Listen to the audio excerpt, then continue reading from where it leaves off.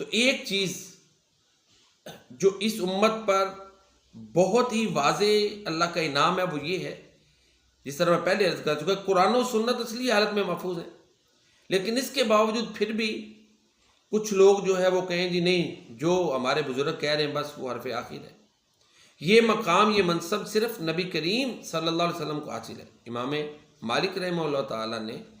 پیارے نبی کریم صلی اللہ علیہ وآلہ وسلم کی قبر مبارک کے پاس کھڑے ہو کر یہ ارشاد فرمایا تھا